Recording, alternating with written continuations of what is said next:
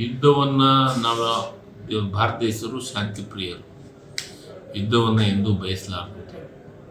ಆದರೆ ಬೇರೆ ಕಡೆ ಆಗ್ತಾ ಇರೋದು, ಜನಜೀವನಿಗೆ ತೊಂದರೆ ಆಗ್ತಾ ಇರೋದು, ಇದನ್ನೆಲ್ಲವನ್ನು ನೋಡ್ತಾ ಇದ್ದರೆ ಯುದ್ಧ ಆಗೋದಕ್ಕಿಂತ ಶಾಂತಿಯಿಂದ ಸಮಸ್ಯೆಗಳನ್ನು ಪರಿಹಾರ ಮಾಡ್ಕೊಳ್ಳೋದು ಒಳ್ಳೆಯದು ಅಂತ ನನ್ನ ವೈಯಕ್ತಿಕ ಅಭಿಪ್ರಾಯ. ಅದರ ಜೊತೆಗೆ ಈ ದೇಶದ ಪ್ರಧಾನಮಂತ್ರಿಗಳು ತತ್ಕ್ಷಣ ಎಲ್ಲರ ಜೊತೆಗೆ ಮಾತಾಡಿ ಸಾರ್ವಜನಿಕವಾಗಿ ತೊಂದರೆ ಆಗ್ತಾ ಇದೆ, ಜನರಿಗೆ ತೊಂದರೆ ಆಗ್ತದೆ, ಸಾಮಾನ್ಯ ಜನರಿಗೆ ತೊಂದರೆ ಆಗ್ತದೆ, ಮಿಡ್ಲ್ ಕ್ಲಾಸ್ ಫ್ಯಾಮಿಲಿಗೆ ತೊಂದರೆ ಆಗ್ತಾ ಇದೆ. ಈ ಸದ್ಯ ಈಗಾಗಲೇ ನೋಡಿ ಏನು ಗ್ಯಾಸ್ ಬೆಲೆ ಸಿಕ್ಕಾಪಟ್ಟೆ ಜಾಸ್ತಿ ಆಗ್ತಾ ಇದೆ, ನಾಳೆ ಪೆಟ್ರೋಲ್ ಡೀಸೆಲ್ ಸಮಸ್ಯೆ ಇದೆ.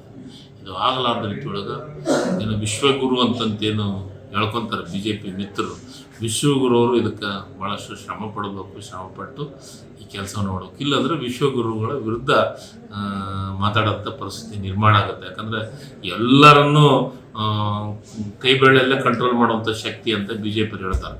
ಅದಕ್ಕೆ ಈಗ ಆ ಶಕ್ತಿಯನ್ನು ತೋರಿಸ್ಲಿ ಅಂತ ಪ್ರಧಾನಮಂತ್ರಿಗಳಿಗೆ ವಿನಂತಿ. ಪರಿಸ್ಥಿತಿ ಬರ್ತೈತೆ, ಬಟ್ ಅದು ಒಳ್ಳೇದಲ್ಲ. ಅದಕ್ಕೆ ವಿಶ್ವಗುರು ಅಂತ ಹೇಳ್ತಾರಲ್ಲ BJP ಅವರು, ಆ ವಿಶ್ವಗುರು ಮಧ್ಯಪ್ರವೇಶ ಮಾಡಲಿ ಅಂತ ನಾನು ನಿಮ್ಮ ಮುಖಾಂತರ ವಿನಂತಿಯನ್ನು ಮಾಡ್ತೀನಿ.